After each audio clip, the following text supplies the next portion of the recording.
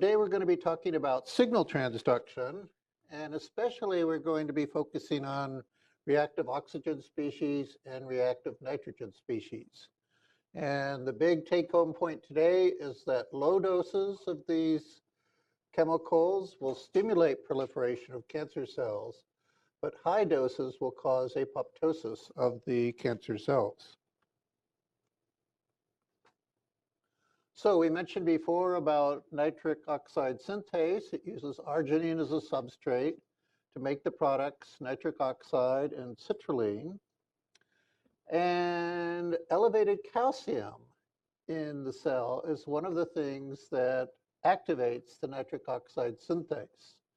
And then the key second messenger here is the cyclic GMP. The cyclic AMP goes up within minutes after you add a stimulus. The cyclic GMP, it takes half an hour to an hour in cells to go up. And in particular, we're going to focus on the soluble guanylyl cyclase. It uses GTP as a substrate. And then the final product is the cyclic GMP.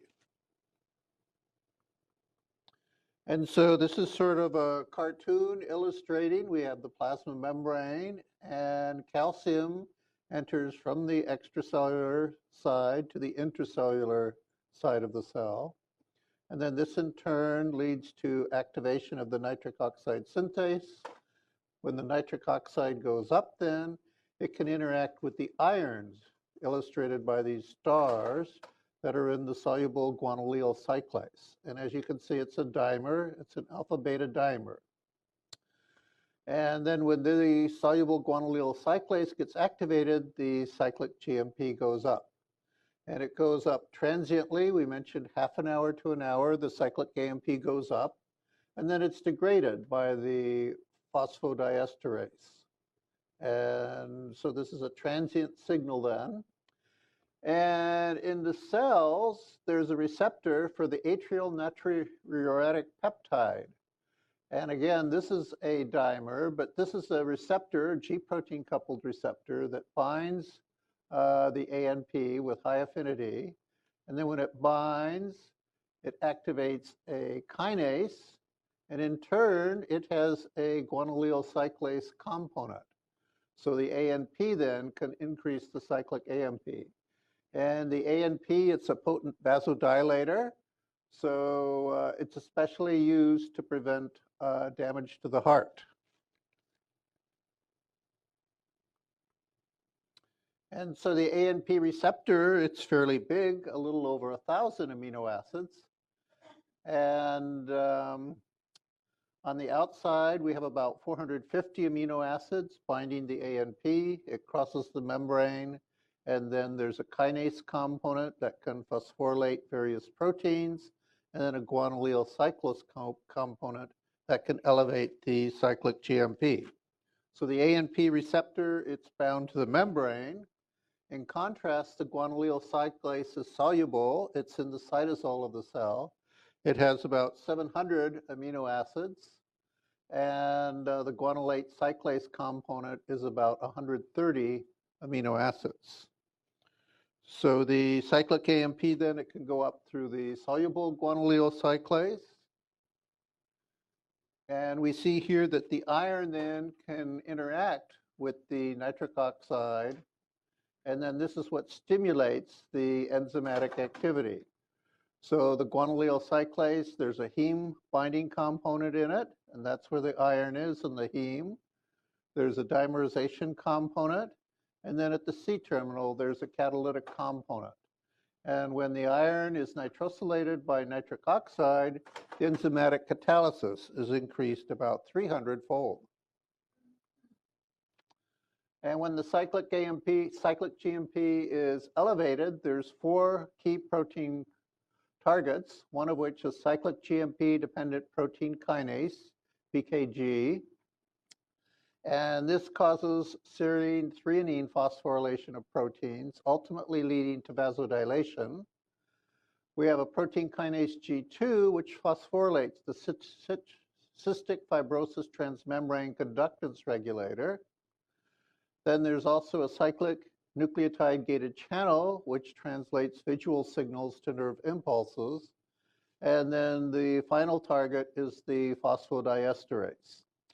And we note that one of the drugs that's used for vasodilation is Viagra. And basically what it does is it inhibits the phosphodiesterase so that the cyclic GMP stays elevated for a longer period of time. Now in the lab, we can use several chemicals to deliver the nitric oxide, such as Spurno. And when you add this nitric oxide delivery agent, the cyclic GMP goes up after about a half hour, and the protein extracellular regulated kinase, ERK, gets activated. So the cyclic GMP goes up in a time-dependent manner, and then the P44, P42 ERK is tyrosine phosphorylated. And so then low doses of nitric oxide stimulate cyclic GMP levels in the cell, leading to ERK tyrosine phosphorylation. And ERK, when it gets phosphorylated, it can then enter the nucleus and alter nuclear oncogene expression, leading to proliferation. In contrast now, we'll look at what high doses of nitric oxide do. And high doses of nitric oxide induces cellular stress. And mitochondria can be disrupted, releasing cytochrome C, which activates caspases, which cause cellular apoptosis.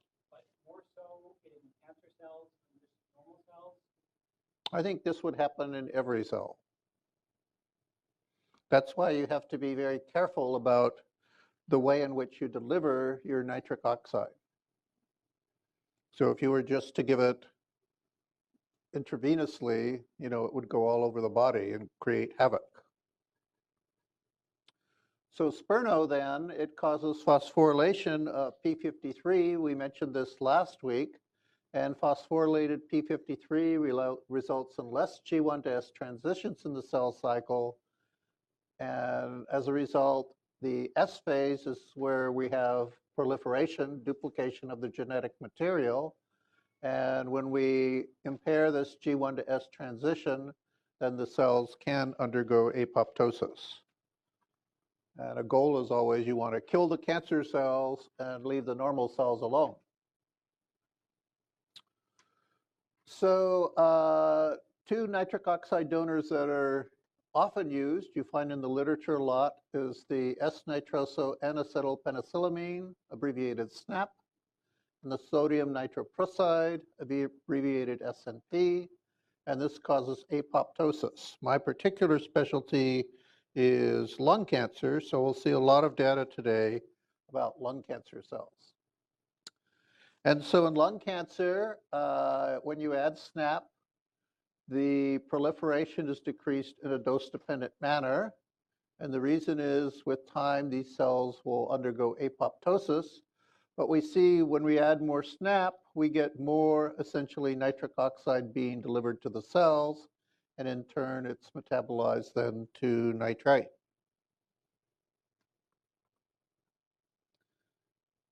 And another proliferation assay that we can do is the MTT assay. And so we get a dye being absorbed into the cells, and the dye turns blue and gives color. And so you get a high absorbance then at 540 nanometers. When you add Dino or Papineau to deliver nitric oxide to the cells, the absorbance goes down, and basically the cells are undergoing apoptosis. This assay takes a couple days to perform. And what you can do is you can load your cells with dyes, such as the DAF, and then in turn you could measure fluorescence. And you see then that when you're adding the Papineau to deliver nitric oxide, the fluorescence goes up. And this means your nitric oxide is being delivered. And you see it stays up for almost an hour in the cells.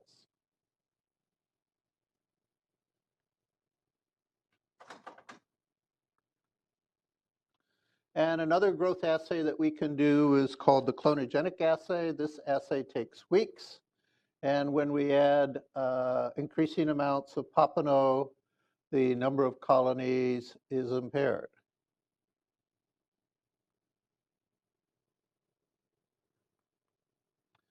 And another thing you can do is macrophages will deliver nitric oxide. And so you can add this in the colony assay, and you see the more macrophages you add, the number of colonies that you get is reduced significantly. So you can get nitric oxide from delivery agents, or you can get it from macrophages, and it will impair the growth of the lung cancer cells. So one thing that happens is SMP will activate a different MAP kinase, the P38 MAP kinase, and this is a mediator of nitric oxide-induced caspase-3 associated apoptosis. And you can add a MAP kinase inhibitor, SB202190, and this will protect the cells from the nitric oxide-mediated cellular death. Another thing that happens in the apoptosis cycle is survivin is reduced, and BCL2 is also reduced. BCL2 is critical for cellular survival. Survivin is critical for cell cycle progression. So in summary then, when we have high doses of NO, we can impair BCL2, we activate P38 MAP kinase. In turn, this leads to cytochrome C activation. And cytochrome C will then cause caspase-9 activation, which leads to caspase-3 activation and cell death by apoptosis. So we see low doses of NO is good for proliferation. High doses cause apoptosis. But the reality is, in patients, we don't have anything that can deliver the amount of NO required to inhibit cancer growth in vivo. So that's still an area of investigation. So in terms of oxidants then, we can activate the MAP kinase with low doses of reactive oxygen species leading to proliferation. Or we can activate NF-kappa B, which will cause release of cytokines leading to inflammation and cancer cell survival. So the ERK pathway, various growth factors and reactive oxygen species, reactive nitrogen species can activate RAF, which is a serine threonine kinase, which can then activate MEK, which is a tyrosine kinase, and then in turn that can activate ERK. When ERK gets phosphorylated, it could go into the nucleus and cause proliferation. It increases expression of nuclear oncogenes. But high doses of reactive oxygen species, then it will activate MEK3 and MEK4, leading to P38 activation and JNK activation and stress responses. So this is a little cartoon to illustrate what goes on in the cells. The reality is the reactive nitrogen pathway and the reactive oxygen pathway go on at the same time. So if we have high doses of NO, it will react with oxygen, leading to nitrogen dioxide. And then in turn, this can lead to nitrogen dinitrogen trioxide, N2O3. And this can then target nucleophiles. So these reactions can occur outside the cell. And then we have our nitric oxide synthase reacting with oxygen and arginine to produce nitric oxide and citrulline. Here's the cellular membrane.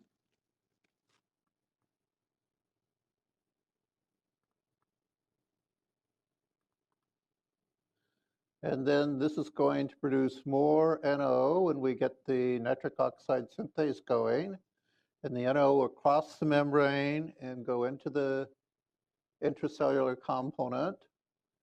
And then again, the NO will form nitrogen dioxide, and the nitrogen dioxide can form N2O3, which can then cause nitrosylation of proteins. And the proteins can be intracellular or they can be membrane proteins.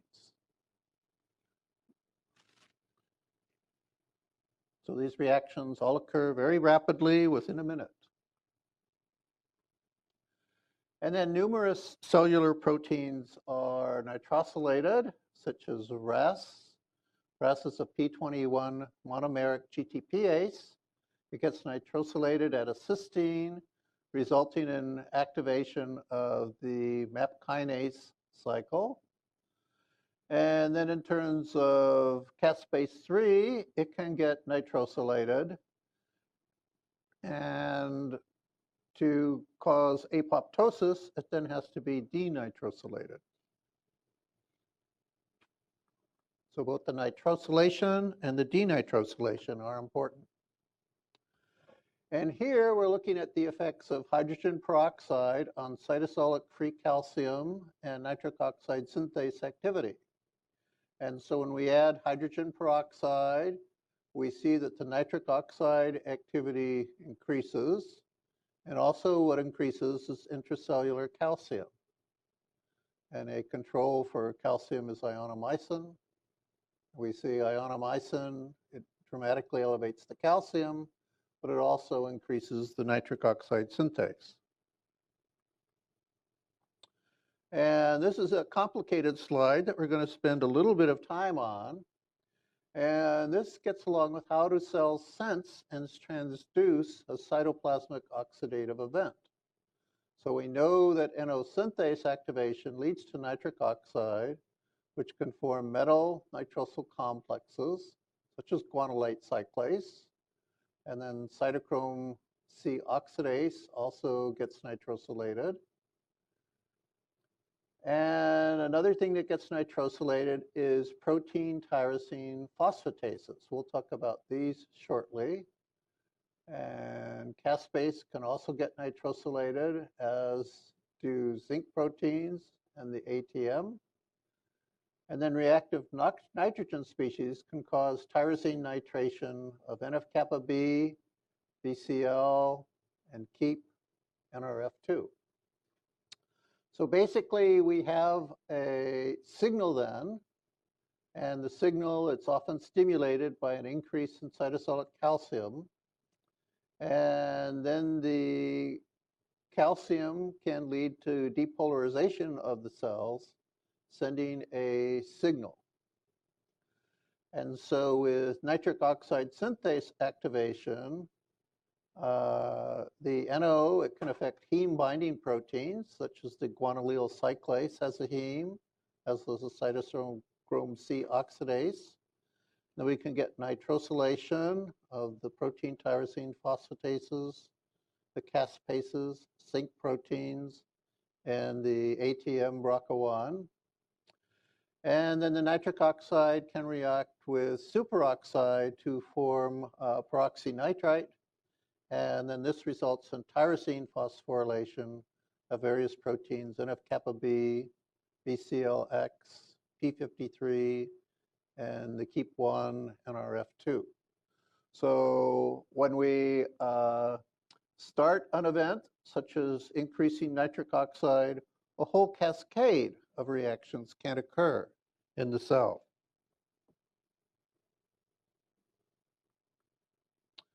And one of the ones that is pretty important is with the protein tyrosine phosphatase.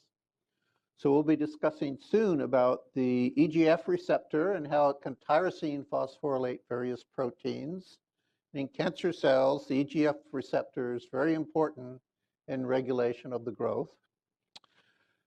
And one thing that happens when you get activation of the EGF receptor is reactive oxygen species are released, such as hydrogen peroxide. And then this in turn impairs the activity of the protein tyrosine phosphatase, so that more proteins get tyrosine phosphorylated. With nitric oxide, this will react with the cysteine on the protein tyrosine phosphatase. And again, enzymatic activity will be greatly reduced. And here you see a sequence of amino acids, and here's the crucial cysteine that gets affected. So when we get activation of the EGF receptor, then that can lead to activation of cyclooxygenase 2. And so when cyclooxygenase 2 is increased in cancer cells, especially prostaglandin E2 goes up. Prostaglandin E2 can then bind to the G protein coupled receptor, the EP2 receptor, and this can then increase VEGF, which leads to angiogenesis. And the EP2 receptor then can cause transactivation of the EGF receptor. So these little G protein coupled receptors, they can't tyrosine phosphorylate proteins, but the EGF receptor has a tyrosine kinase domain, and then it can tyrosine phosphorylate proteins and really kick in the growth cycle. So every cell has leukotrienes and prostaglandins, and phospholipids are metabolized by phospholipase A2 to arachidonic acid. And this is on a substrate that can be metabolized by lipoxygenase to leukotrienes and by cyclooxygenase to prostaglandins. So some cancer cells prefer to use the lipoxygenase pathway, but a lot of cancer cells choose to use the cyclooxygenase pathway. And so the arachidonic acid then, it can get metabolized first by the cyclooxygenase to form prostaglandin G2, and then the prostaglandin endoperoxide synthase produces PGH2, which is an intermediate, and then this can go to form thromboxanes, PGI2, but the cancer cells that I study, it leads especially to PGE2. And there's two types of cyclooxygenase present, the cyclooxygenase 1 and the cyclooxygenase 2. So the cyclooxygenase 1, it's a constitutive housekeeping enzyme. It's expressed in many normal cells, especially the GI tract, and it's inhibited by non-steroidal anti-inflammatory drugs such as aspirin. Cyclooxygenase 2, however, it's induced in inflammation and in neoplasia by many factors, such as we'll focus on this epidermal growth factor receptor, but other things can do it as well, such as TGF-beta, tumor necrosis factor alpha, hypoxia, and UV light. And cyclooxygenase 2, it's inhibited by the NSAIDs, such as aspirin, but then there's selective drugs, such as celecoxib. And celecoxib, a lot of clinical trials are done with this in cancer patients. So cyclooxygenase 2, it's got about 600 amino acids, and it's got a heme group. So it interacts with a distal heme at 193 and an adjacent heme at 374. And then aspirin can actually acetylate this enzyme at serine 516. And when the enzyme gets acetylated, then it's sort of totally inactivated and it gets degraded. The cyclooxygenase 1 has a few less amino acids, but it's also got a heme that binds to a distal histidine at 206 and an adjacent heme at 387, and it acetylates a serine at 529. But the problem really is with the nonsteroidal anti-inflammatory drugs such as aspirin, it can cause stomach ulcers. So it's a chemical that you have to utilize very carefully, whereas the celecoxib doesn't interact with cyclooxygenase 1, and there's less side effects associated with it. So an animal model then that we've used for lung carcinogenesis is the AJ mouse, and it's got cyclooxygenase in all lung components, such as the alveoli, the bronchi, and the bronchioles. And you can give a carcinogen, and we often gave it urethane, which is varnish. So if you ever varnish your floors, be careful. And you see in the mouse then, after 2 months, you start getting these nodules, adenomas in the lung. And so the assay is simply, you count the number of nodules in the lung as a function of time after administration of drug. So here's an immunocytochemistry experiment where we stained with cyclooxygenase 2, and the brown color shows that there's cyclooxygenase 2 in the alveoli, the bronchus, and the bronchioli. And this is H&E staining, illustrating the bronchus and the alveoli and the bronchi.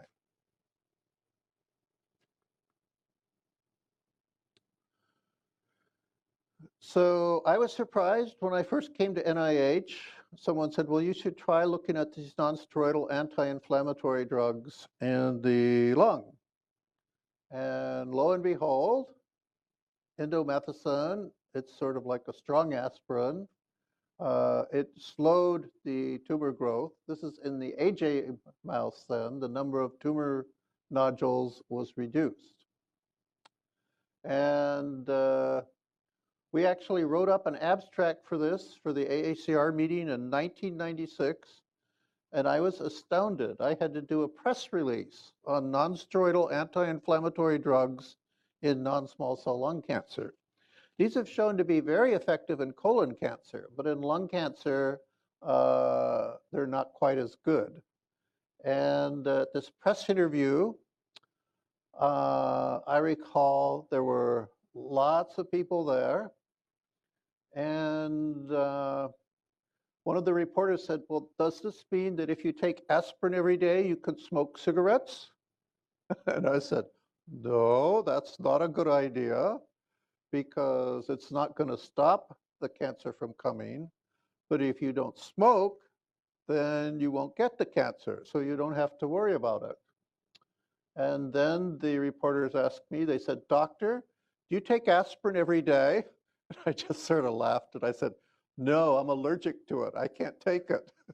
I'll get stomach ulcers. So it's amazing sometimes when you do these press interviews, what you have to say and where they're trying to lead you.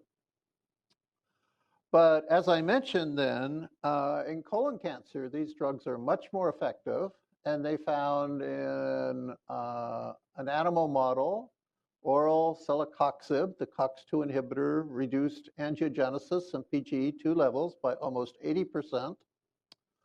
Oral celecoxib reduced endothelial cell proliferation 2.5-fold, and increased apoptosis 2.7-fold. And then lung cancer patients treated with celecoxib and 2 chemotherapeutics, paclitaxel and carboplatin, serum VEGF declined.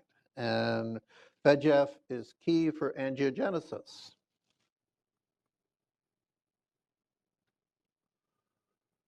So here we're looking at a series of drugs and their effects on prostaglandin E2 levels. And so aspirin is effective, but you have to use very high doses. And then about 10 years ago, someone decided, well, let's couple nitric oxide to aspirin. And you see it's very potent. It strongly reduces the PGE2 levels. And we were working with some sulfur drugs, and they were also quite effective, the valproate and the diclofenac. And this is a control, a cyclooxygenase 2 inhibitor, DUP697. Again, it strongly inhibits PGE2. And the PGE2, when it's produced, it interacts with this G protein coupled receptor, the EP2 receptor.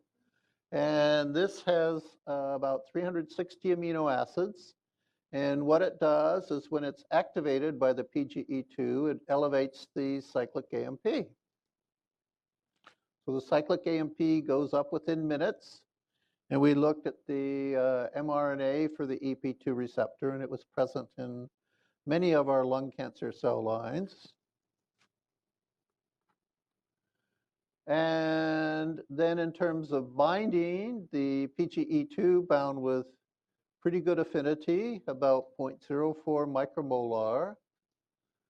And other components weren't nearly as good, such as PGG2 or PGI2. And then we came up with this antagonist, AH6809, that bound with reasonable affinity, 5 micromolar. And this could then block the EP2 receptor and antagonize it. So the PGE2 we mentioned, it increases the cyclic AMP, and the AH6809 is a reversible antagonist that blocks the receptor. So here we're looking at the cyclic AMP levels, and we see when we use 1 micromolar PGE2, there's an elevation of the cyclic AMP about 3-fold, and this is blocked by the AH6809. And then the cancer cells can actually make VEGF and secrete it. And then when the cancer undergoes metastasis, when the tumors become big, they undergo angiogenesis. And tumor vessels from the host grow in to provide more oxygen and nutrients. And the VEGF will stimulate the endothelial cells that have VEGF receptors. And so we can stimulate with PMA, which activates protein kinase C, or Papano, which delivers NO. And so the NO will then activate the COX2. The COX2 will increase the PGE2, which will then bind to the receptor and increase the VEGF. And so the VEGF mRNA, it's increased when we add PGE2 or EGF, and it's blocked by H89, which inhibits the protein kinase.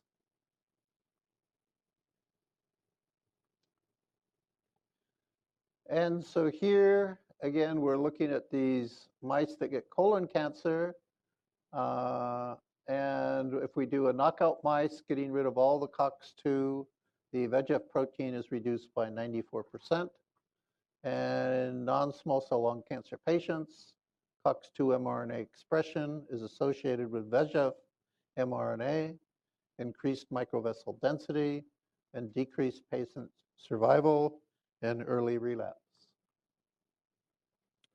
So the COX2 then, we see it can get turned on by nitric oxide, but it can also get turned on by the EGF.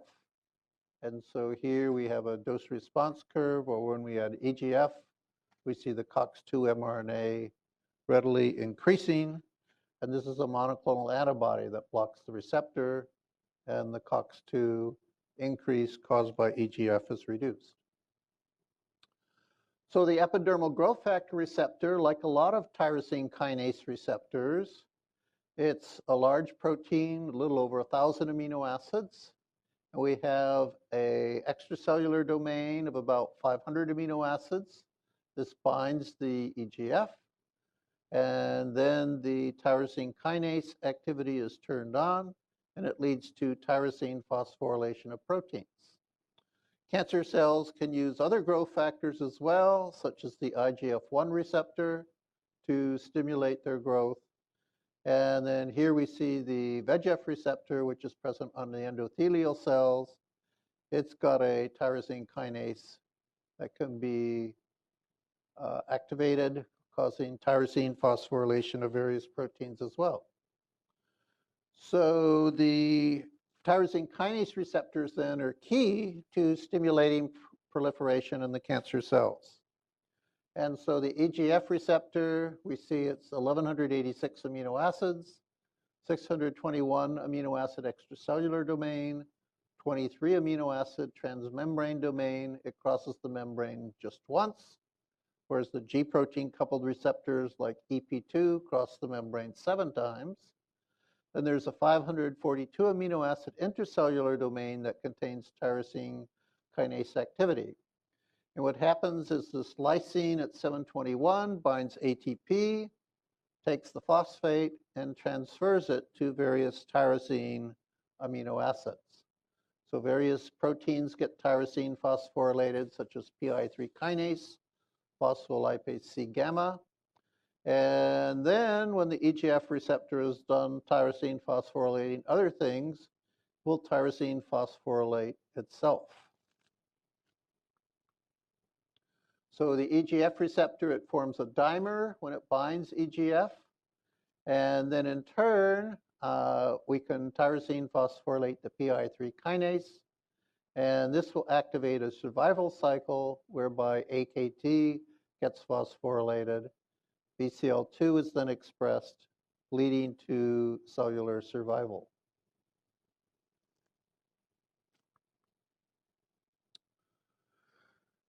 So we mentioned the EGF then, it increases PI3 kinase, but one of the things the EGF does is it causes a transient increase in the hydrogen peroxide, which inactivates the protein tyrosine phosphatase, the PTEN.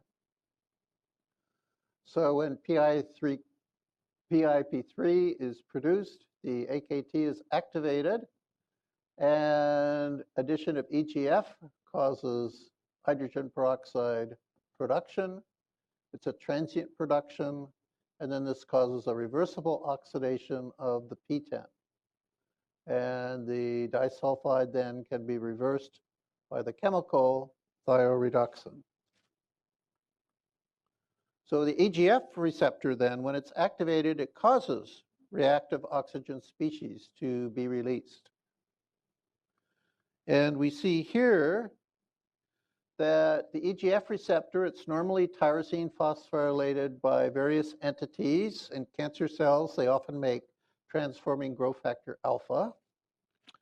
But then a very curious thing is what's called transactivation. And here you have a G protein coupled receptor. When it's activated, it can lead to tyrosine phosphorylation of the EGF receptor. And this is very rapid. It occurs within minutes. So we're adding PGE2 then, and we see that we're getting tyrosine phosphorylation of the EGF receptor. We know it's going through the EP2 receptor because we add the HA and AH antagonist, AH6809, and it blocks it. Has no effect on total EGF receptor, just the tyrosine phosphorylation of the EGF receptor. And what we're studying is tyrosine phosphorylation of PY1068 of the EGF receptor. So for the EGF receptor then, they came up with a tyrosine kinase inhibitor, gefitinib. And you see that when we add PGE2, it causes tyrosine phosphorylation of the EGF receptor, but it's blocked by gefitinib. And the reason being is what's happening is the transforming growth factor alpha that's present in the cells is being released, and then that's binding to the EGF receptor and causing the tyrosine phosphorylation. So EGF will also tyrosine phosphorylate by itself, and gefitinib will block that tyrosine phosphorylation.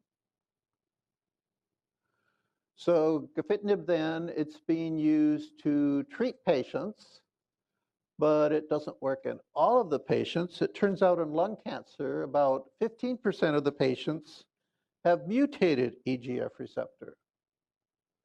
And so these mutated receptors are then very sensitive to gefitinib.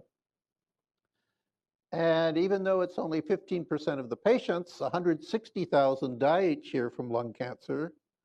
So 15% of that is over 20,000 patients that respond. So these are big numbers then.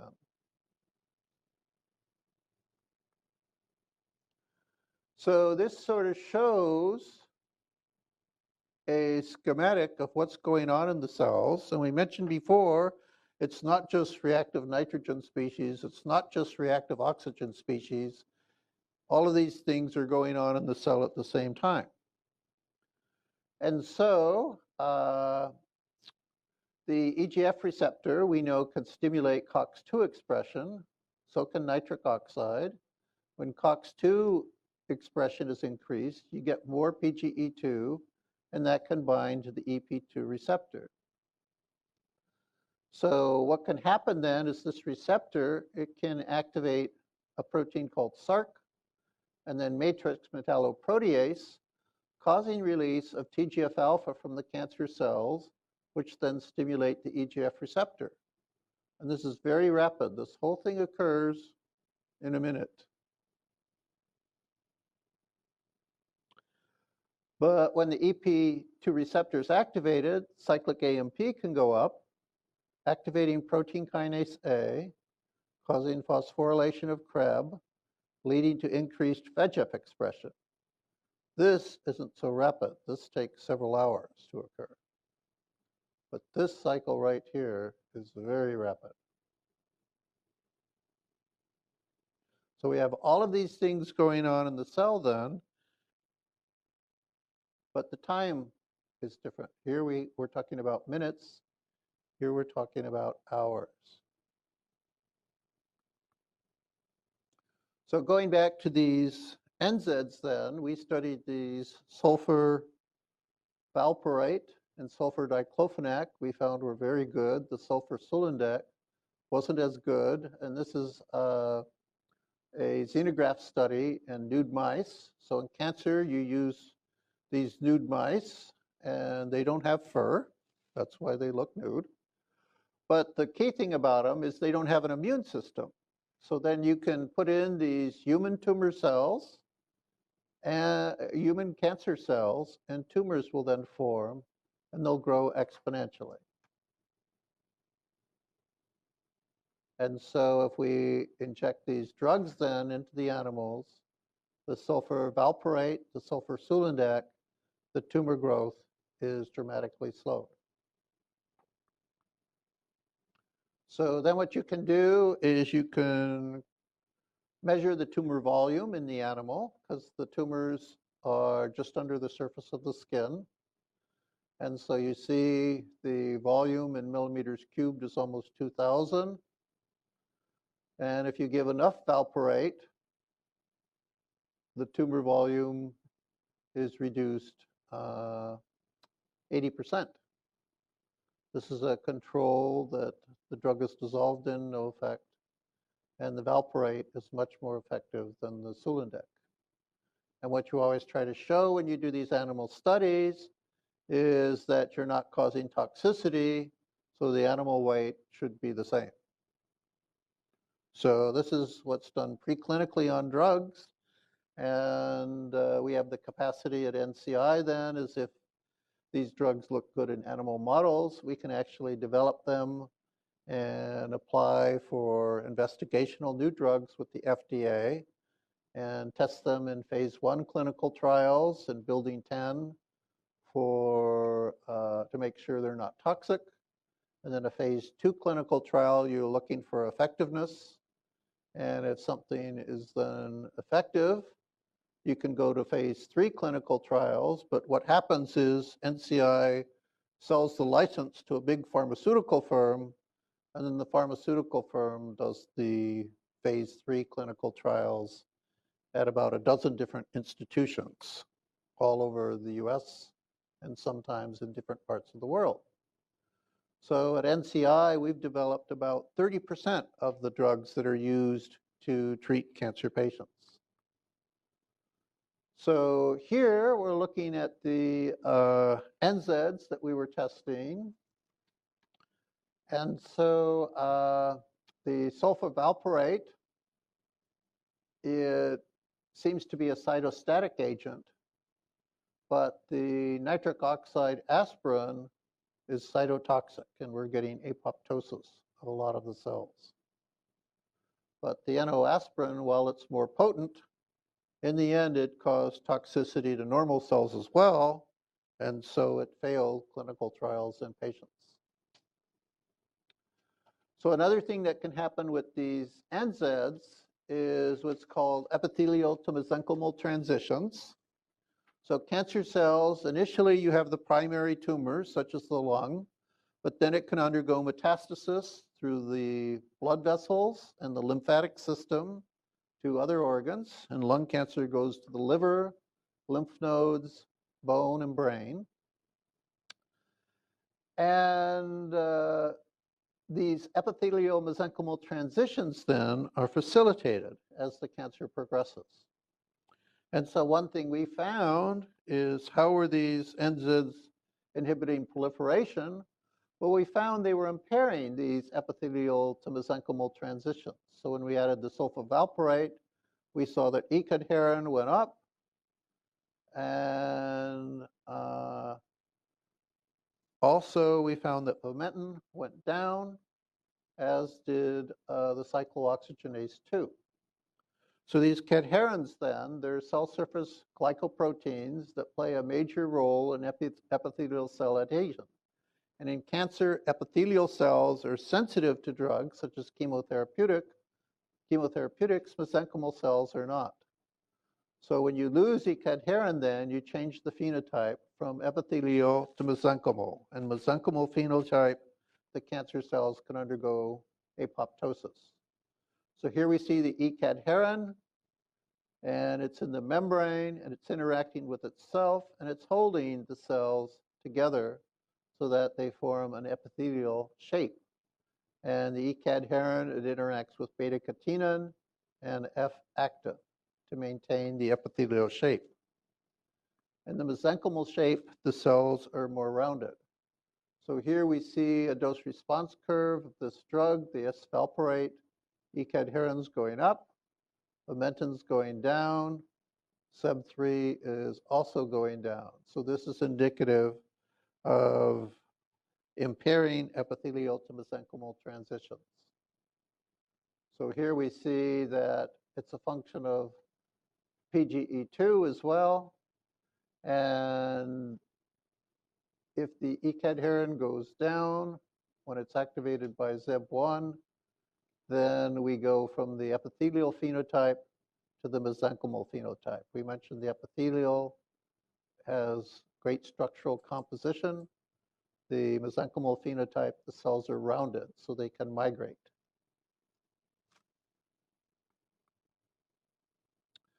And then what was found is, if the cells are of the epithelial phenotype, they respond better to these tyrosine kinase inhibitors. Gefitinib is used in the US, erlotinib is used in Europe. And another thing you can do is you can transfect E-cadherin into a lung cancer cell line, and you find it increases the responsiveness to gefitinib. So what we found then is, when we added the cyclooxygenase inhibitors, they increased the potency of gefitinib. And this is a MTT assay. Here's a clonogenic assay where you see lots of colonies. The valproate does a little bit, as does the gefitinib, but when you combine them, then you get a dramatic reduction in the number of colonies. So in summary then, the key point is low doses of nitric oxide as well as reactive oxygen species can increase proliferation. For the nitric oxide, cyclic GMP is increased, leading to increased phosphorylation of the ERK, P44 and P42. But at high doses of NO, P53 is phosphorylated, P38 MAP kinase is activated, BCL and survivin is reduced, leading to cancer cell apoptosis.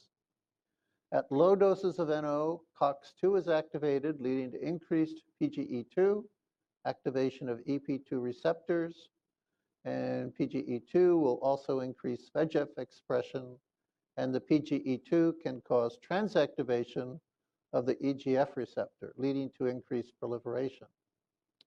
And then the cyclooxygenase inhibitors, the isvalproate and S-diclofenac, are cytostatic agents which inhibit COX-2, and they decrease the proliferation of non-small cell lung cancer cells as well as tumors and increase E-cadherin expression. Isvalproate and S-diclofenac increase the potency of gefitinib in non-small cell lung cancers, and the cells have a wild type EGF receptor. So that's about it for this lecture. Any questions? Yes.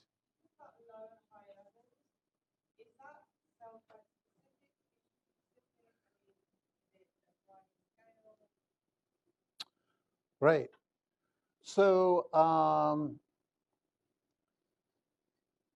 as Dave Wink mentioned last week, basically if you have nitric oxide levels on the order of 0.1 micromolar or less, that can stimulate proliferation.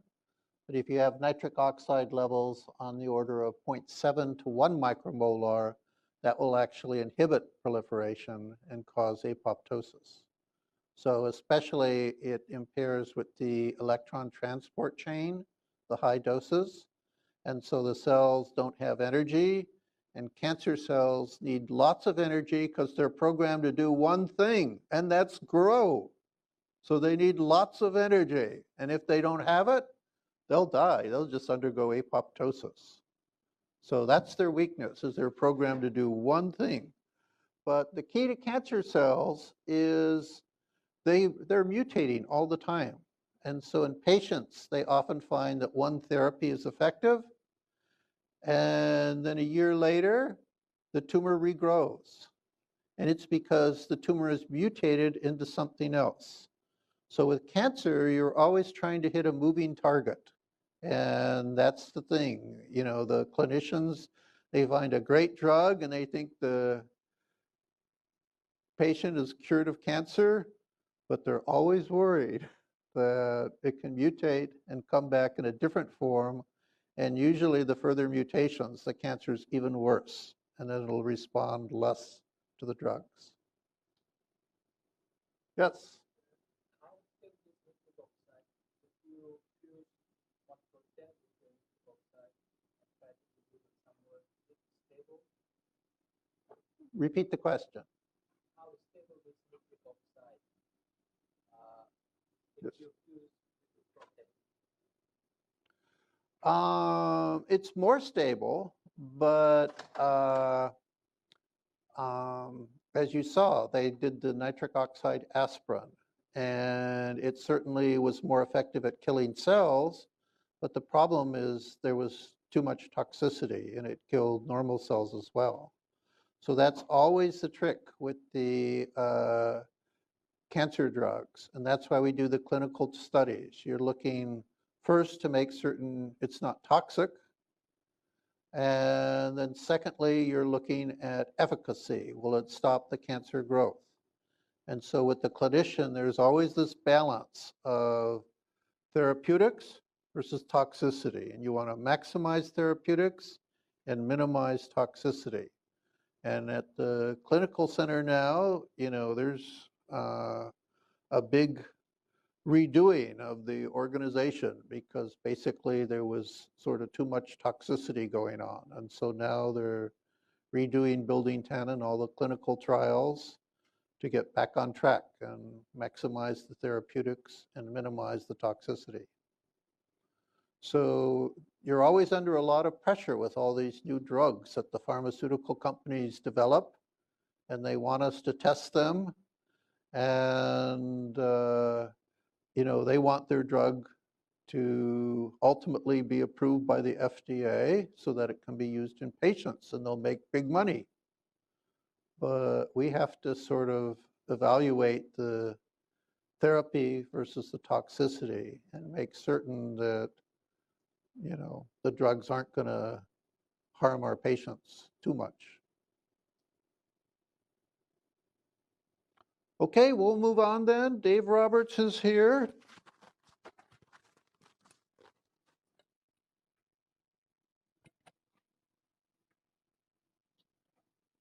He should be happy. He's got an extra 5 minutes.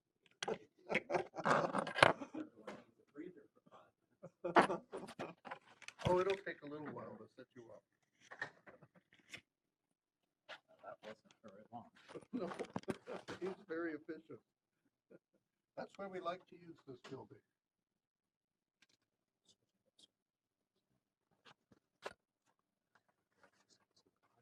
Sure. Okay, so Dave got his PhD from the University of Michigan. Boy, they have a good football team this year. And he came then to NIH. First he was NIDDK, and then he joined the NCI. He's chief of the biological pathology section, and he's in the laboratory of pathology. His title, Regulation of Angiogenesis, Tissue Perfusion, and Stress Responses by Redox Signaling. Dave.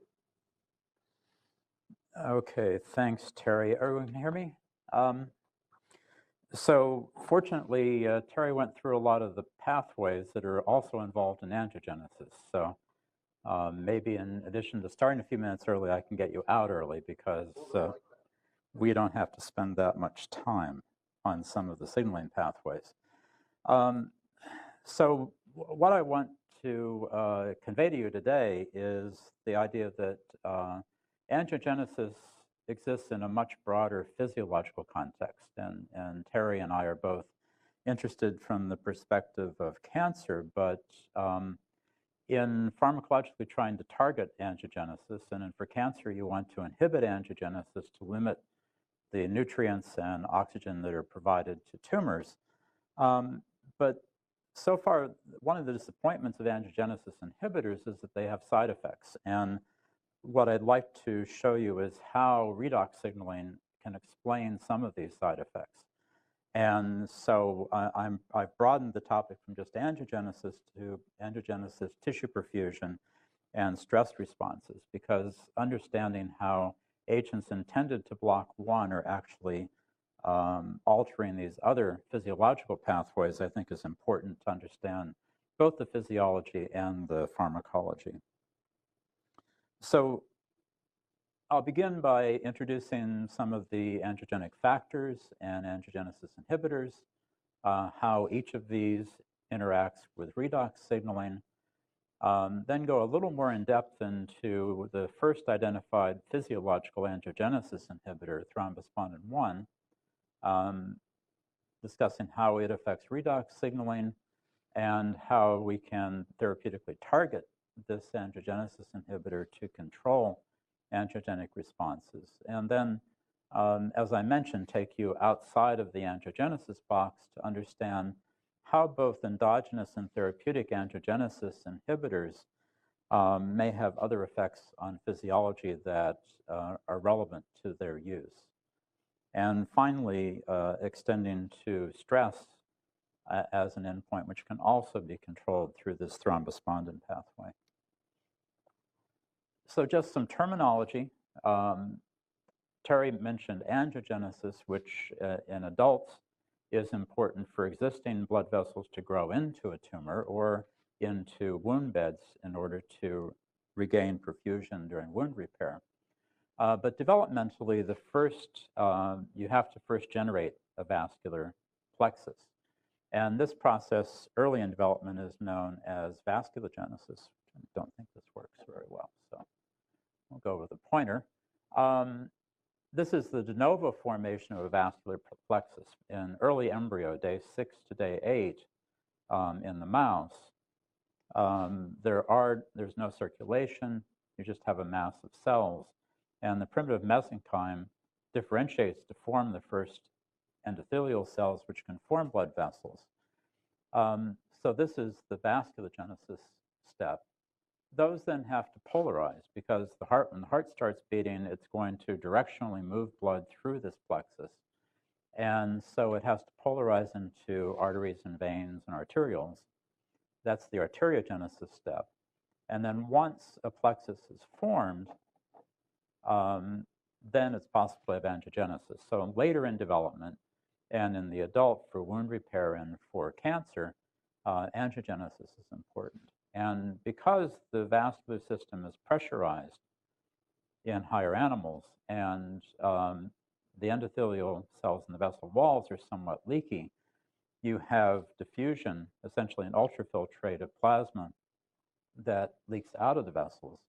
And in higher animals from fish on up, we have a second vascular system which collects what leaks out of these vessels and returns it to the central circulation.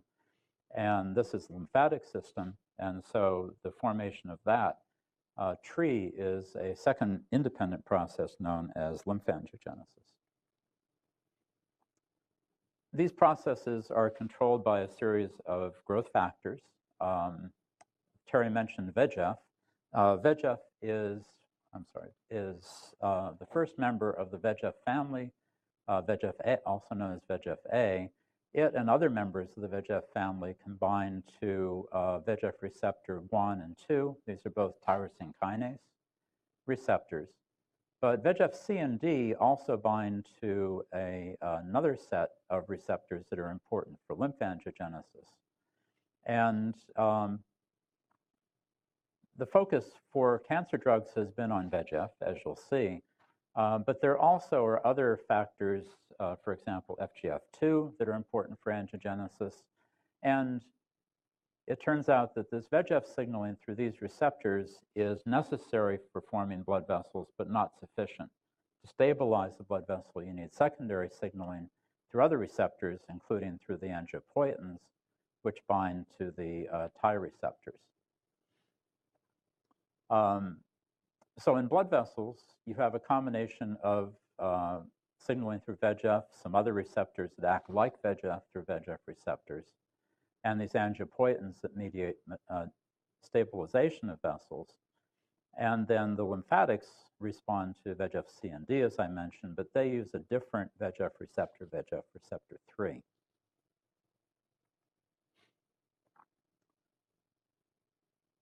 So although VEGF are considered to be dominant angiogenic factors, at least during development, because if you knock out VEGF or even one copy of VEGF or its receptor, this is embryonic lethal.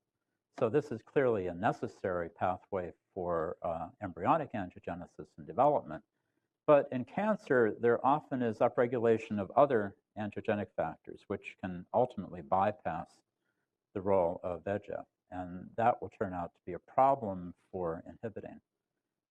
Physiologically, all of these angiogenic factors are balanced by a large number of angiogenesis inhibitors. We'll be talking more specifically about thrombospondin 1, but I just want to leave you with a list so that you're not thinking that this is all so simple that it would be easy to control. In fact, there are multiple angiogenesis inhibitors physiologically. There was a lot of excitement about 10 years ago with the FDA approval of the first angiogenesis inhibitor for treating cancer. And this was Avastin. The generic name is bevacizumab. This is an antibody that binds to VEGF and sequesters it. This was approved in 2004 for colon cancer and subsequently for other cancers. There have also been antibodies approved now that bind to its receptor and block VEGF binding. And all of these initially had some good activity, and they are effective in a subset of patients. But they tend to prolong life by up to 6 months, sometimes a year, but then they stop functioning. And Terry mentioned that cancer is very adaptable. And so it turns out that there are ways of getting around this. There also are VEGF kinase inhibitors, small molecules like bendatinib, that have been approved for treating some cancers. Recently, there was approval of a decoy VEGF receptor, where just the extracellular domain of the receptor is expressed as a recombinant protein. And injecting that, it acts as a sponge to absorb VEGF and prevent it from getting to its receptor on endothelial cells. Another approach has been because realizing that there are other tyrosine kinase receptors that are important for driving angiogenesis is to use what initially were considered to be failed drugs because they're not so specific. All of these inhibit VEGF receptor, but they also inhibit other tyrosine kinase receptors. And a number of these, especially sunitinib, sorafenib, and others, have gained use in treating several types of cancers. Another strategy is to go downstream. One of the downstream targets of VEGF receptor is mTOR. So there are drugs that target this that have proved to be useful. And back in the 1950s, a drug thalidomide was developed and given to women for treating morning sickness, and it turned out that the side effect was that there were deformities in the babies that were born. And although the drug was withdrawn from that use, it got reborn in the 1990s with the discovery that the reason that this causes developmental abnormalities is because it's inhibiting angiogenesis. And so thalidomide itself, which has fairly nonspecific activities, but also some derivatives of thalidomide, particularly lenalidomide, which is much more specific for exerting the anti-angiogenic activity, is now approved for treating several cancers. Now, in addition to the fact that the tumors can get around the activities of these angiogenesis inhibitors, another problem has been that they share certain types of side effects. And what I'd like to show you is why redox signaling can help us understand those side effects. So looking at bevacizumab through various studies, as well as some of these multiple kinase inhibitors, a very common side effect is hypertension. They increase blood pressure. They also induce thrombosis. And this is seen with different degrees with these different inhibitors, but it's a common theme for all of these. And in the past couple of years, it's become clear that they also have effects in inducing cardiac dysfunction. So in general, these are meant to just inhibit VEGF receptor 2 on endothelial cells, which inhibits angiogenesis. But why are they having all these other effects? So let's go off and look first at redox signaling and then come back to that question. So redox signaling has direct effects on angiogenesis, both from the perspective of angiogenic factors and angiogenesis inhibitors. If we look at angiogenic factors, and this is certainly true for VEGF, but also true for some of the others, as I'll show you, these proangiogenic signals through tyrosine kinase receptors, such as Terry discussed in the first hour, can lead to activation of a number of intracellular signaling pathways, changing intracellular calcium, and inducing the synthesis of a number of different redox-active transmitters. VEGF receptor, for example, activates eNOS, as we'll show in a little more detail in upcoming slides, which increases nitric oxide levels, activating soluble guanylate cyclase. And this is important for angiogenesis, but the NO-dependent signaling is also important for regulating blood pressure and hemostasis, which we'll see can account for the side effect of inhibiting this at the level of VEGF. They also change levels of superoxide synthesis, which is important for controlling the nitric oxide signaling, but also, as Terry mentioned, for regulating the protein tyrosine phosphatases. We'll go into this in more detail in some of the upcoming slides. And finally, to the calcium signaling, there's activation of hydrogen sulfide synthesis, and this also controls angiogenic responses through several pathways. I don't think I need to spend much time on this. Terry, I think, introduced this very clearly. At low levels of nitric oxide, these signals tend to be proangiogenic because the activation of soluble guanylate cyclase and the cyclic G-dependent protein kinase are proangiogenic signals. Terry mentioned that you can also regulate the induction of VEGF through the prostaglandin pathways. But another way that NO works is through inactivating proline hydroxylase, which then leads to higher levels, less degradation of HIF1, which in turn elevates VEGF. So there are multiple ways that NO controls synthesis of VEGF. And again, at high concentrations, which are typically made by endogenously by inducible nitric oxide synthase, which is NOS2, rather than eNOS, which is NOS3. Terry also introduced that peroxide has biphasic effects, stimulatory at low concentrations, inhibitory at high concentrations, and this holds true in endothelial cells, so I won't belabor it. And he already discussed this reversible inactivation of protein tyrosine phosphatases. This can occur, as Terry mentioned, by nitric oxide, but another important way of inactivating these tyrosine phosphatases is through reactive oxygen species, which oxidize the sulfhydryl here to a sulfenic acid. And this can be reduced back by thyroidoxin reductase and other enzymes that can convert this back to a sulfhydryl. But the net effect of this is that it limits the duration of prostimulatory effects through tyrosine kinase receptors such as VEGF. And I don't think you've had any introduction to hydrogen sulfide. Some last week. So just a little bit about it. Hydrogen sulfide has evolved over the past decade from early estimates were that circulating levels were on the order of 10 to 100 micromolar.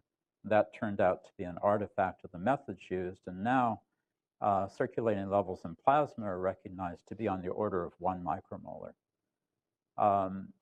Hydrogen sulfide is made by 3 different enzymes, the beta synthase, the gamma lyase, and the mercaptosulfotransferase. So there are several pathways that can form hydrogen sulfide. It gets metabolized to sulfite, thiosulfate, but there also can be reverse pathways that these can be converted back to hydrogen sulfide. And hydrogen sulfide, like nitric oxide, doesn't exist on its own very long. It tends to form complexes with iron sulfur clusters and to polymerize into pair sulfides and polysulfides, which can then modify reactive sulfhydryls such as glutathione and specific thiols on proteins. And hydrogen sulfide signaling involves a number of targets. So it's not as clear as nitric oxide signaling, where soluble guanylate cyclase is the most sensitive target for nanomolar levels. A number of signaling targets have been identified, and it's still being worked out which of these is the most physiologically relevant. But in terms of angiogenesis, one of the targets that's been identified in the past few years is VEGF receptor 2, which gets sulfhydrated by hydrogen sulfide. So at this point, there are multiple biochemical targets, either metals that ligate the thiol, and modifications of glutathione, sulfhydration of proteins, and formation of these pair and polysulfides. And the downstream effects involve a lot of organ systems. It's important for neuromodulation. In some animals, but not humans, it can induce hibernation. It's important in ischemic injury responses, oxygen sensing, and in angiogenesis. And we don't have time to talk about those today, but I think you may hear more later in this lecture series. Just focusing on angiogenesis, this is one of the early studies that showed that administering hydrogen sulfide systemically to an animal could induce the formation of blood vessels. So it is a proangiogenic factor. Here compared to FGF2, which is one of the classic proangiogenic factors. And this was from one of our early papers that showed that increasing levels of hydrogen sulfide increased the proliferation of endothelial cells, and increased HSP27 phosphorylation, which can then regulate survival and stress responses. And as I mentioned, VEGF receptor itself is a hydrogen sulfide target. This is published in 2013. They identified cysteines 1024, 1045, which form a disulfide, and hydrogen sulfide can react with these, and this modulates the conformation of VEGF receptor and controls signaling. So a mutant form of VEGF receptor where 1045 was converted to an alanine couldn't form this disulfide bond and was shown to have higher kinase activity. So hydrogen sulfide reacting with this disulfide and preventing the intra-subunit disulfide formation is a way of activating VEGF receptor 2. And this, I think, accounts for at least part of the pro-angiogenic activity of hydrogen sulfide.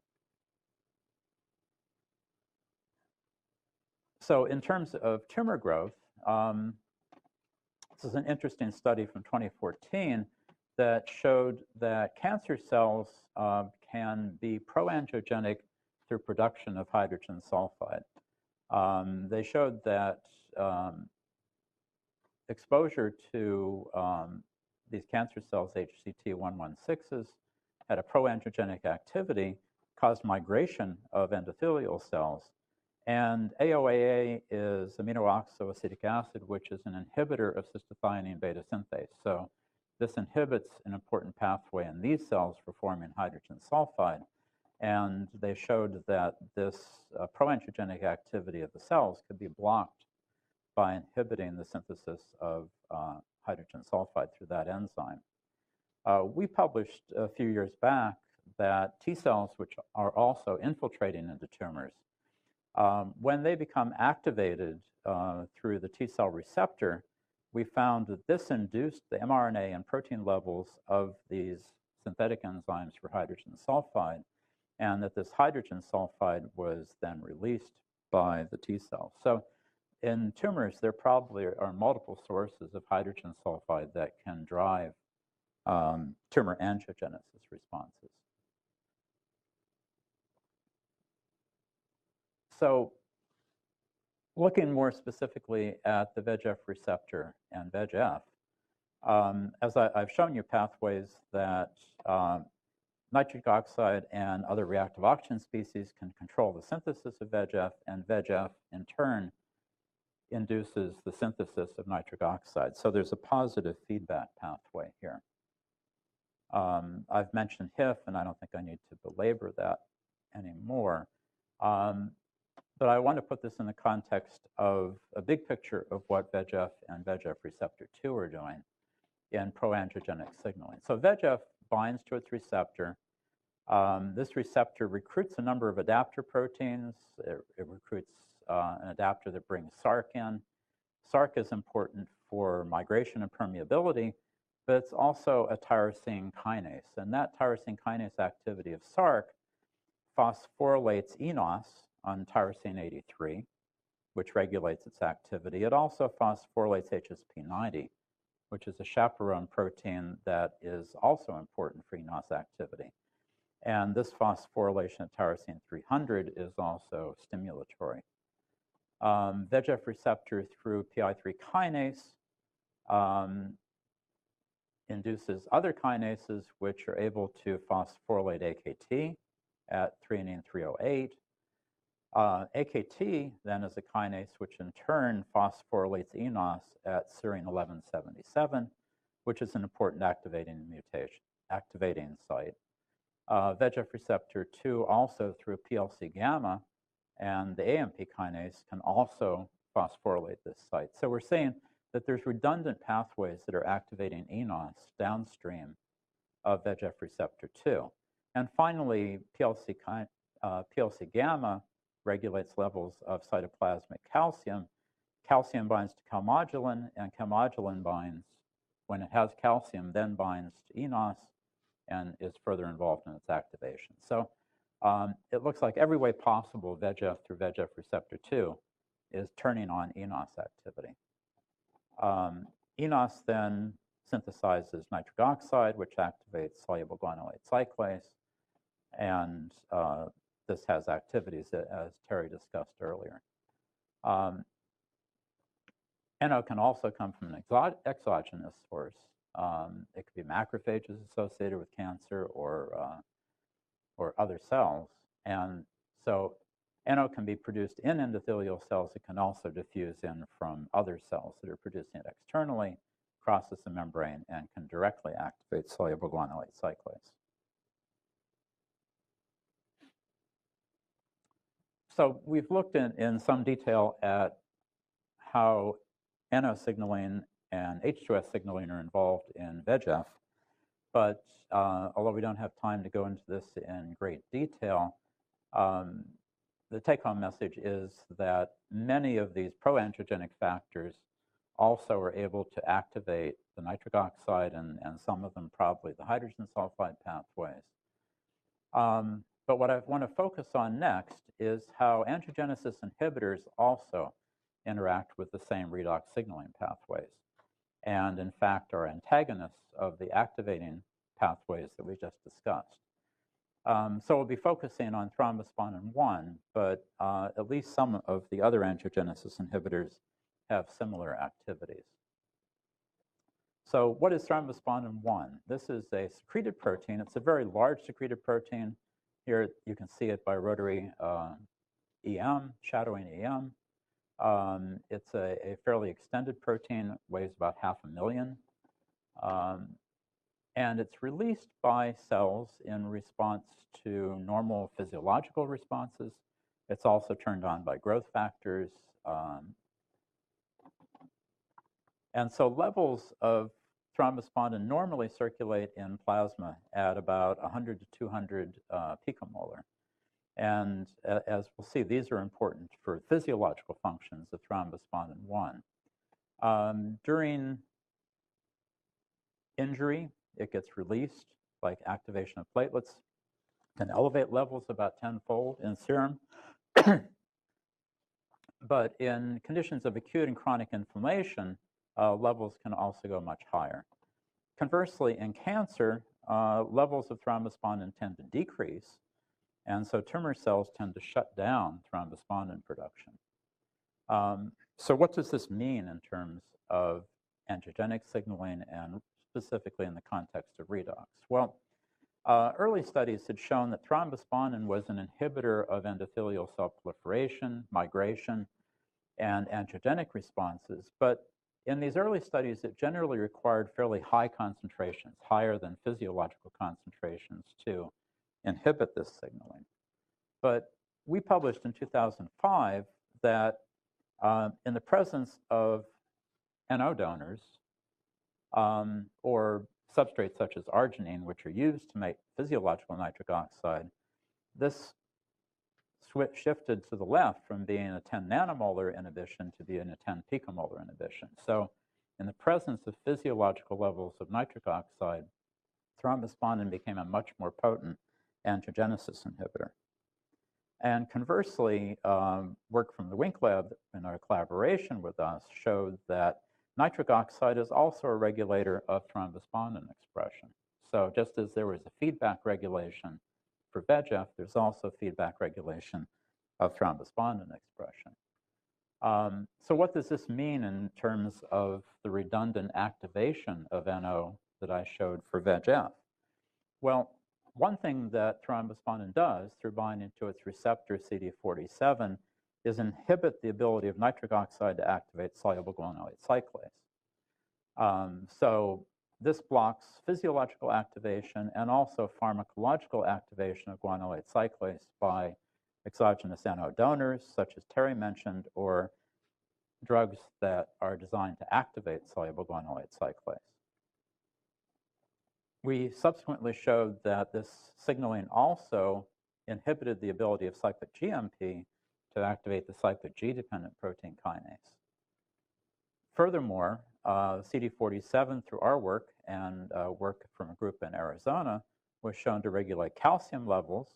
And as I told you, calcium binding to calmodulin is important for eNOS activation. So this suggested that CD47 was also controlling activation of eNOS. And subsequent studies in our lab showed that CD47 is also able to control the direct activation of VEGF receptor 2 by VEGF. And so this controls all the redundant upstream signaling.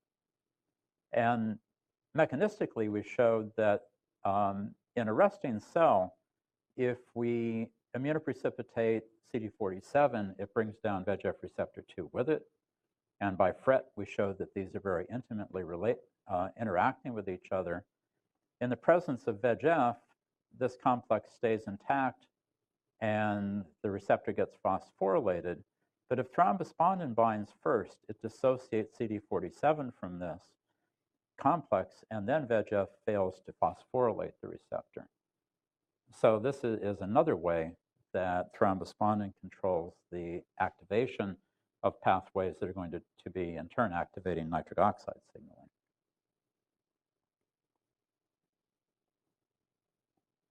And as I mentioned, I'm not going to go into the details, but so thrombospondin is able to redundantly inhibit this cascade. But other angiogenesis inhibitors, this is an experimental drug made by Abbott Laboratories, Abbott 510, went through phase 1 and phase 2 and then was withdrawn. It binds to another receptor, CD36, which controls eNOS activation. Endostatin is a protein fragment identified by Judith Folkman, which has also gone through some trials. Endostatin regulates PP2A, which controls the phosphorylation of eNOS. Bevacizumab and these tyrosine kinase inhibitors that inhibit the receptor are acting upstream and also inhibiting nitric oxide signaling, as does thrombospondin. So if all of these are intended to inhibit angiogenesis, but we know that the cyclic G signaling is also important for vasodilation and platelet activation, can that explain why hypertension and hemostasis effects are seen with as side effects of these therapeutic angiogenesis inhibitors? So I want to first take you through what thrombospondin does, not to angiogenesis, but these broader cardiovascular effects.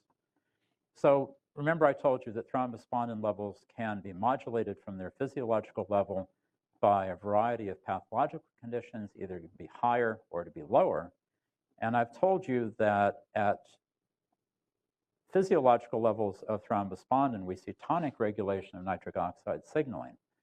So that predicts that in these conditions where levels of thrombospondin are elevated, this might totally ablate nitric oxide signaling. And conversely, we can see why it may be benefit for cancer to get rid of thrombospondin, because that would then remove the limits on nitric oxide signaling, which would then cause more angiogenesis of the tumor, which is what the tumor wants to grow.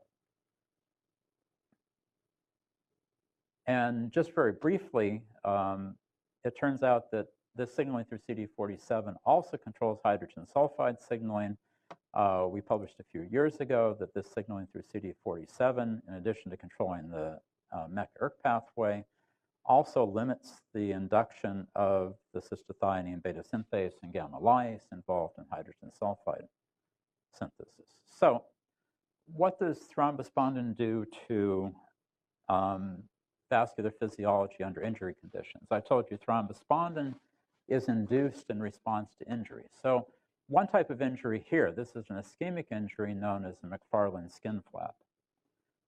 This is the back of a mouse, and there's been an incision made in U shape, 1 by 2 or 3 centimeters on the back.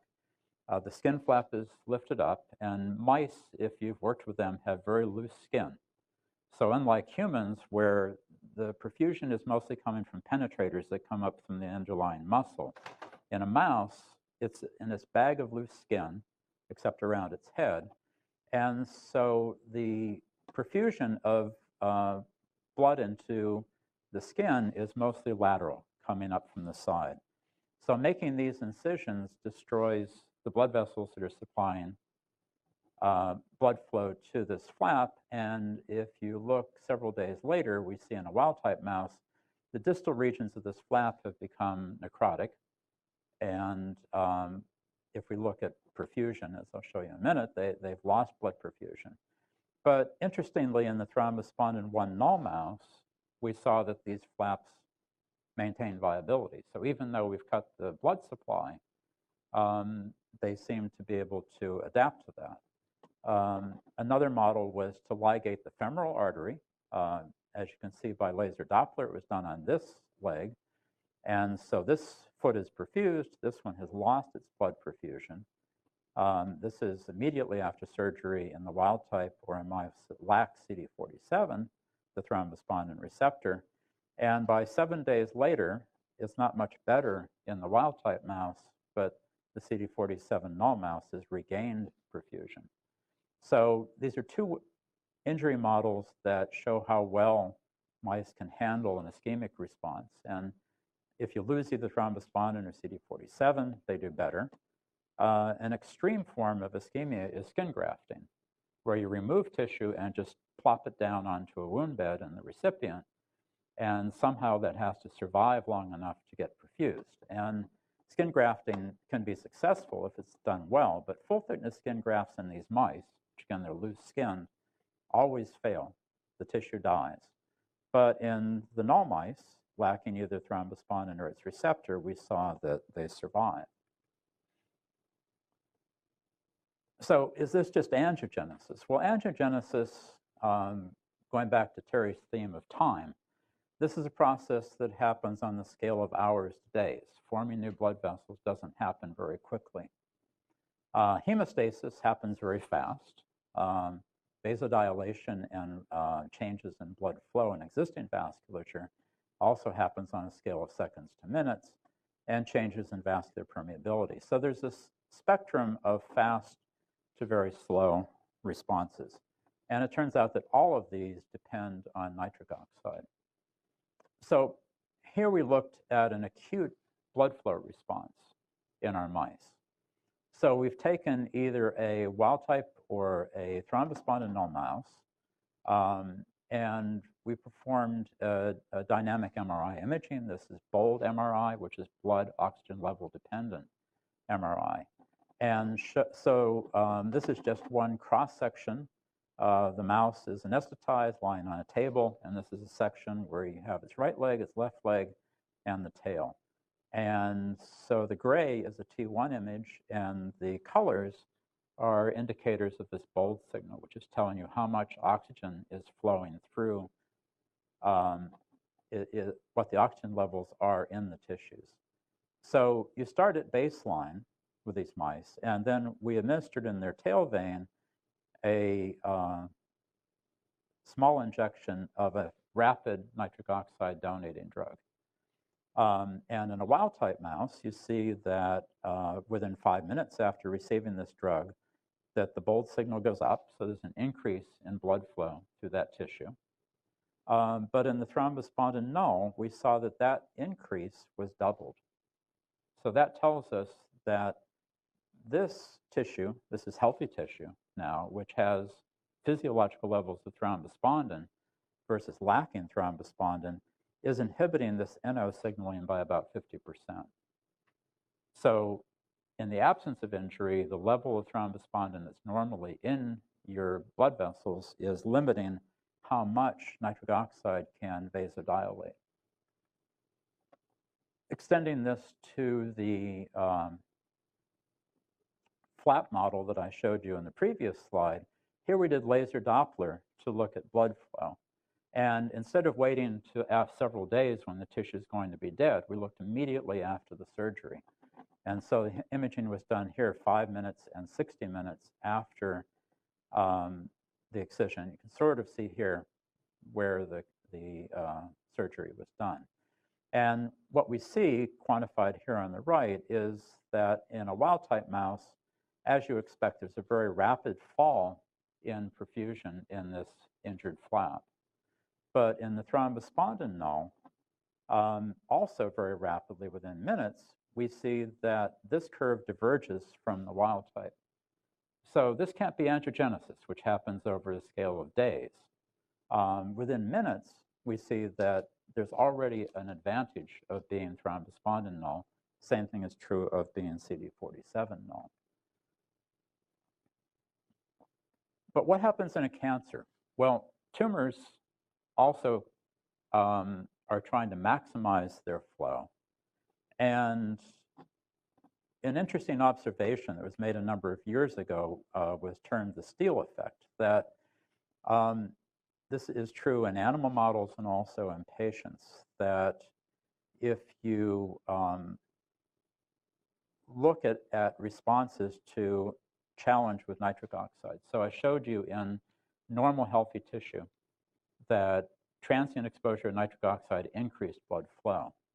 Well, this is true in the control limb of the mouse that doesn't have a tumor. But if we image the limb that has a tumor implanted, we see that rather than blood flow going up, as it does in the normal muscle, in the tumor, nitric oxide challenge actually reduces blood flow in the tumor. This is a transient effect that lasts for about a half hour and then returns to baseline. And the mechanism for this has been established by others, but I just wanted to show you a schematic here. So if we just simplify the tumor to a model where we have one blood vessel going through the tumor, one that's going through normal tissue adjacent to the tumor, and assume that blood flow is balanced between these two blood vessels. It turns out that vasodilators such as nitric oxide are able to dilate blood vessels outside of the tumor in normal tissue. But the blood vessels that are in the tumor are empirically found to be non-responsive to these vasodilators. So if this vessel dilates, but the one in the tumor doesn't, you end up having more blood flow going out, and that's why the blood flow decreases in the tumor.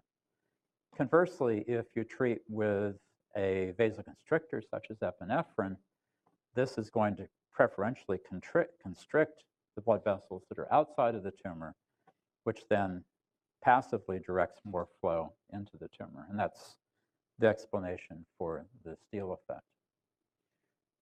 So does this apply to thrombospondin also? Thrombospondin is, as I showed you in healthy tissue, able to limit the vasodilatory activity of nitric oxide.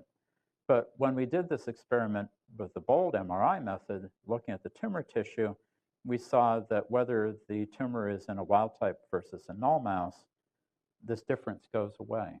So the ability of endogenous thrombospondin to control blood flow is present in normal tissue, but it's limited in tumor tissue. So this is physiology and pathophysiology, but we also wanted to extend this to therapeutics. So we've looked at a variety of ways that we could disrupt this pathway.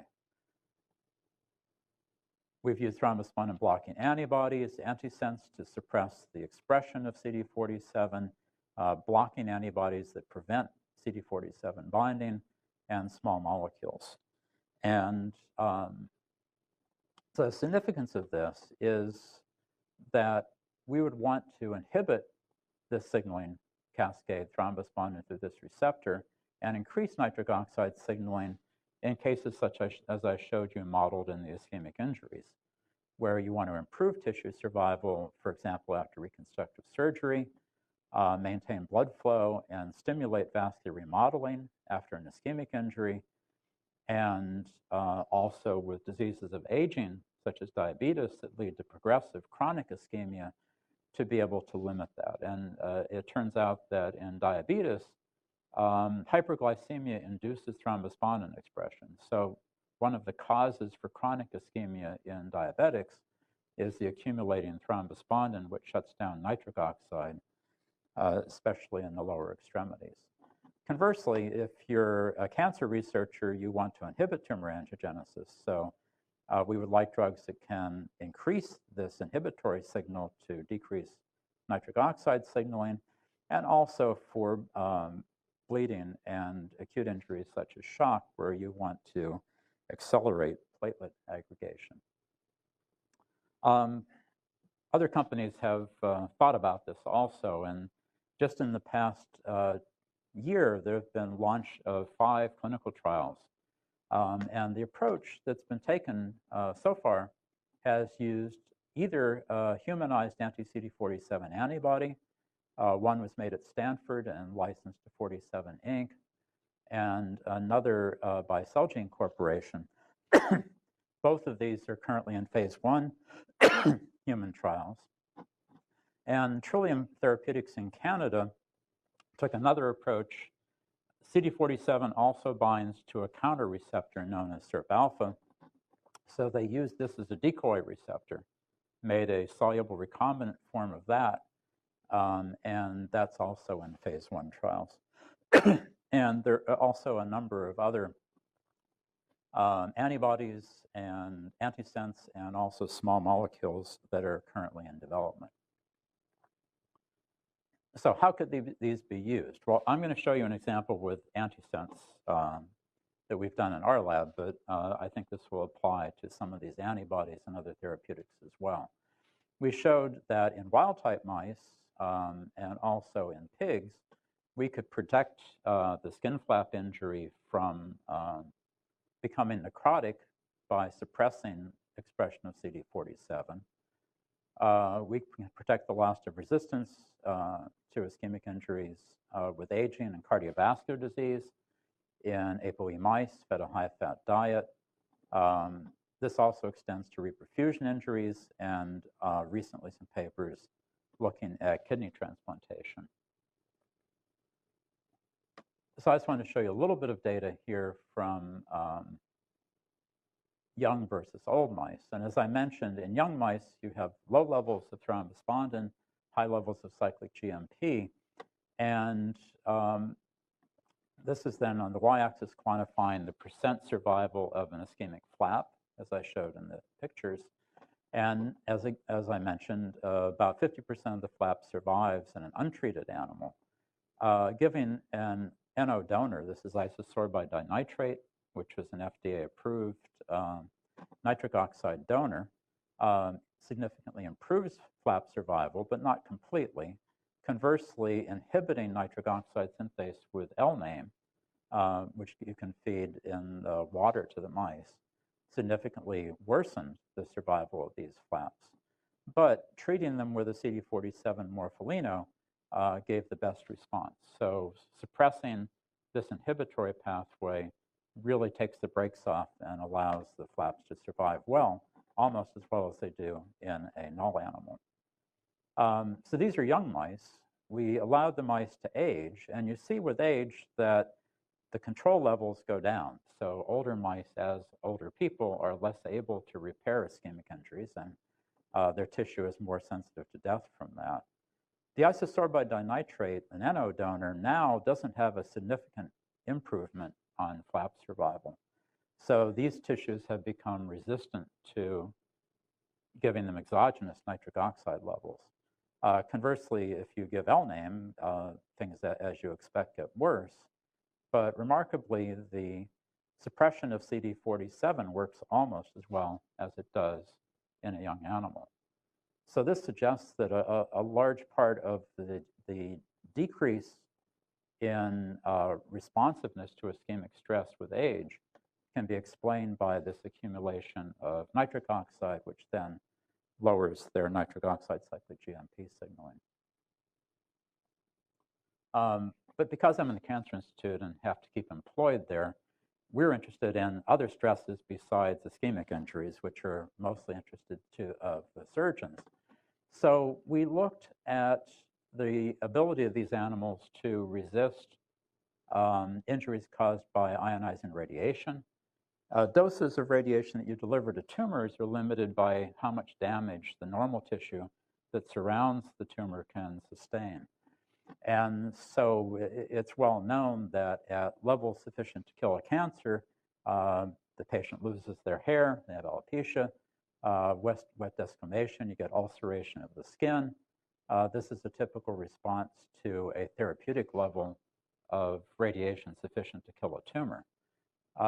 But here we saw in the thrombospondin 1 null, there was less damage. In the CD47 null, it looked like we missed. But if we look at the mitochondria, which are a better indicator of the primary DNA damage, They have the same initial damage, but 2 months later, they can recover from that much better. Here looking at histology of the skin, as you can see, hair follicles must be there, and they are in the CD47 null. But what you can't see from just looking at the surface is that the underlying muscle, this light color indicates extensive death of muscle fibers. And if you look carefully at this limb, the limb should be extended, but it's retracted because the muscle has atrophied. In the wild type, this doesn't happen in the nulls, and we see here that the tissue remains viable in the muscle. To understand how this happened, it was fortunate that cells from these mice cell autonomously show radioresistance. So a wild type endothelial cell taken from the lungs of a wild type mouse with increasing doses of radiation progressively dies, measured here by an MTT assay, but the null cells survive. And in human endothelial cells, if we treated with the morpholino, we could protect them from the death caused by the same doses of radiation. So is this NO dependent? So for the ischemic injuries, the beneficial effects of blocking the thrombospondin CD47 pathway is NO dependent. But if we simply gave an NO donor to these cells, we didn't see any protection against death caused by radiation, or improving or pharmacologically increasing cyclic GMP levels also had only a minimal effect. Conversely, the protection by the morpholino could not be blocked by inhibiting nitric oxide synthase with LNAM. So this told us that something other than NO cyclic GMP pathway was important for this radioprotection response. And it turned out that this was mediated by an induction of autophagy, which is important for the decision of whether to die. Terry mentioned BCL2 is an important pro-survival pathway that controls mitochondrially mediated death.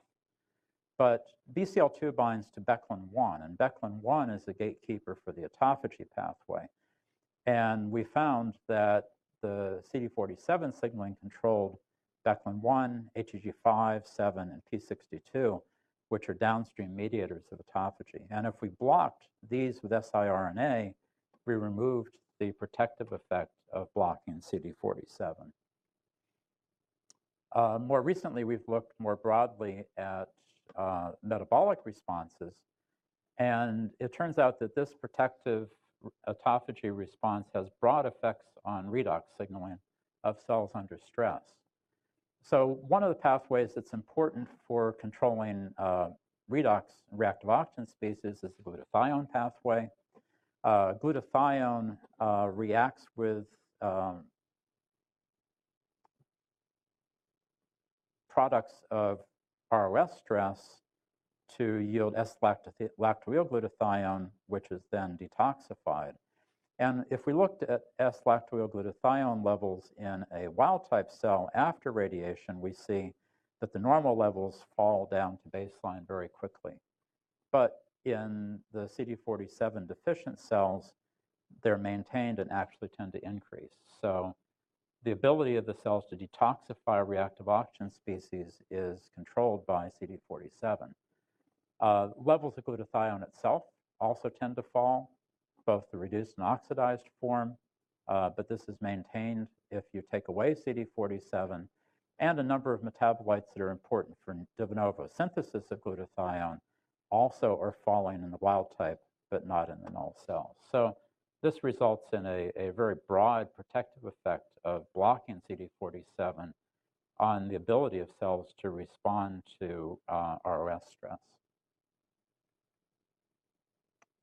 So to conclude, a take-home message are that thrombospondin is an important pathophysiological inhibitor of vascular NO signaling via cyclic GMP. This is a pathway that controls angiogenesis, explains why thrombospondin back in 1990 was identified as an angiogenesis inhibitor. But it's also important for cardiovascular dynamics because nitric oxide controls smooth muscle cell tone in blood vessels, and it controls hemostasis because the cyclic G-dependent protein kinase is very important for activation of platelets and its inhibition by nitric oxide. CD47 is also a direct binding partner of VEGFR2, and thrombospondin inhibits this effect, which then gives very broad ability to control the nitric oxide and other signaling pathways that are activated by VEGFR2. I've shown you that this pathway controls tissue survival of ischemia, ischemia reperfusion, and radiation injuries. The former are mediated by the nitric oxide pathway. The radiation stress resistance involves other pathways that are controlled by autophagy. And the drugs targeting this pathway can improve survival of wild-type animals and hopefully wild-type humans in the future that have this type of injuries, and that these also have potent radioprotective activities mediated in part by improving redox homeostasis, which gives the cells an improved ability to scavenge free radicals. So I will stop there, and everybody stayed awake, so happy to take questions.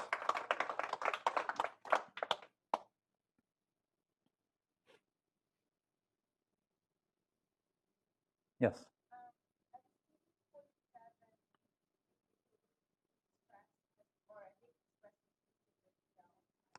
It's ubiquitously expressed, which is also an issue for these antibodies that are in clinical trials, because red blood cells have about 25,000 copies of CD47 on them. And so the first two agents that are in clinical trials are humanized antibodies. And if you calculate how much antibody you need, because this is being given IV, you need to overcome the buffering of the red cells before you get to the tumor to try to cure cancer. That amounts to about 60 milligrams of antibody just to cover up what's on the red cells. It's a lot. It's going to be expensive. Yes.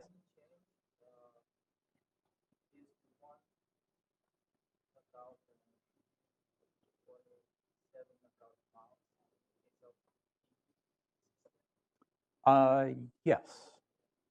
I was brought here to talk about angiogenesis in the vascular system, so I didn't say much about that. CD47 is an inhibitory receptor on CD8 T cells.